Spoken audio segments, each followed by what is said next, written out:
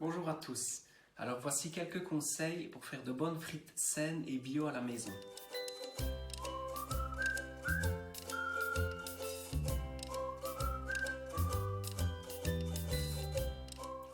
Alors tout d'abord, choisissez une pomme de terre farineuse. Donc ici, moi j'ai choisi la Gria, c'est la pomme de terre que je cultive et qui est prédestinée déjà pour faire des frites. Qu'est-ce qu'une pomme de terre ferme ou farineuse? Quelle est la différence? En fait, c'est le taux de matière sèche. Une pomme de terre farineuse telle la Gria aura entre 20 et 25% de matière sèche. Qu'une pomme de terre ferme comme l'Alliance aura moins de 19% de matière sèche. En fait, la matière sèche, c'est si jamais on enlevait toute l'eau de la pomme de terre, c'est la quantité, le poids qui va rester. Et si une pomme de terre a moins de 19% de matière sèche, par exemple l'Alliance, en fait elle va brunir beaucoup plus vite à la cuisson. Et on aura du mal à la cuire à l'intérieur. On va regarder la récolte de cette année.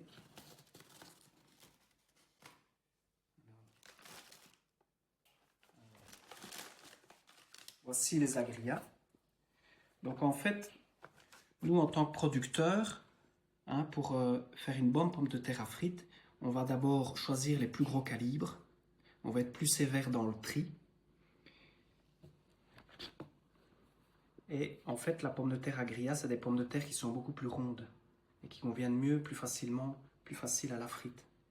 Ce qui peut influencer le taux de matière sèche pendant la production, il y a également la température du sol et l'humidité et le temps de plantation. Donc cette année, on est vraiment bien.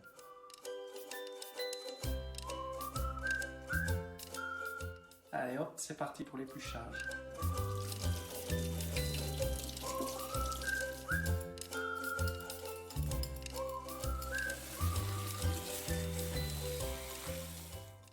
Voilà, je vais maintenant les couper avec un couteau bien aiguisé pour éviter que les surfaces soient poreuses dues à une lame un peu abîmée. Je vais aussi être vigilant de faire des bâtonnets suffisamment gros pour diminuer la surface de contact avec l'huile. Elles seront plus digestes et elles imbiberont moins d'huile. Donc allons-y. D'abord couper un morceau pour avoir une surface plate, pour pas qu'elle roule. Ensuite, je vais la couper en lamelles. Fais bien attention à la dernière. Ici. Après, je peux prendre 2 rondelles, je les coupe en bâtonnets. Si jamais vous avez un outil plus performant, plus facile, choisissez des grilles les plus larges possibles et être vigilant toujours avec des grilles bien aiguisées.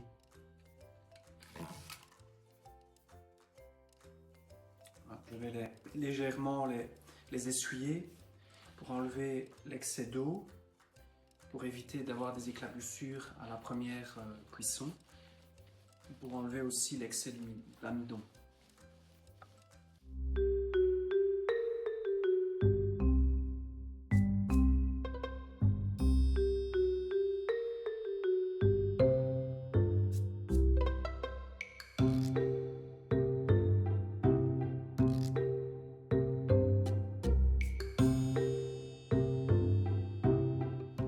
Alors parlons de l'huile.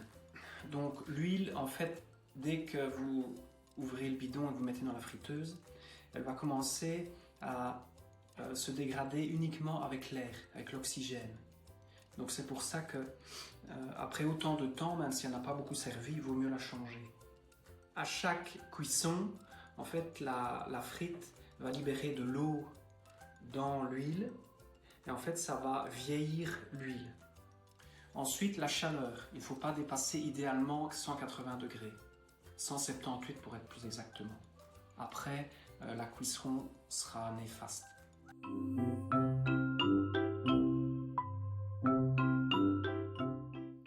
Une pomme de terre crue comme on vient de faire absorbera beaucoup moins d'huile qu'une pomme de terre surgelée ou autre qui a déjà été pré-cuite une fois ou blanchie. Alors ne traînons pas, on va opérer à la cuisson. Je ne vais surtout pas les laisser sécher parce qu'elles vont être poreuses et elles vont absorber beaucoup plus d'huile. C'est pour ça que si jamais je veux les faire un peu à l'avance, je laisserai dans l'eau immergée complètement.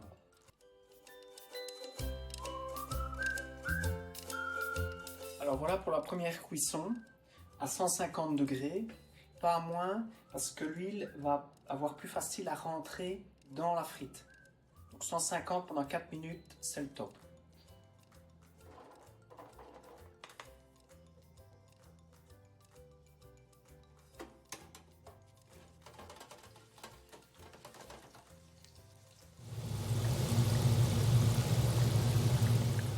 Les bulles qu'on peut apercevoir dans la friteuse, c'est en fait l'eau qui sort des frites. Et en fait, en sortant des frites, elles vont faire devenir les frites poreuses et ça va empêcher que l'huile ne rentre dans la frite. C'est pour ça qu'il faut une certaine température de cuisson pour que ça frémisse suffisamment pour ne pas que l'huile rentre. Voilà. Alors, je les coupe bien correctement. Il faut savoir que la majorité de l'huile va être absorbée pendant les 20 premières secondes du refroidissement. Donc, je les coupe comme il faut. Et à côté de moi, j'ai mis une serviette ou un Domex pour encore absorber le surplus.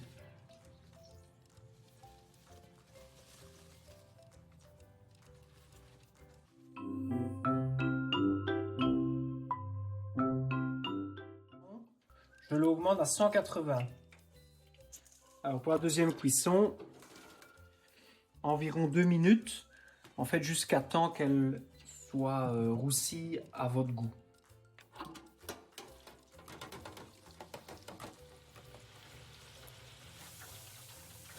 Alors ici, il a fallu moins de 2 minutes. Ça peut influencer suivant la saison, avec le poids de matière sèche qui va évoluer suivant la conservation. Voilà, alors les bonnes frites à grillade du Guingampou, dorées à souhait. Il manque juste un peu de fleur de sel.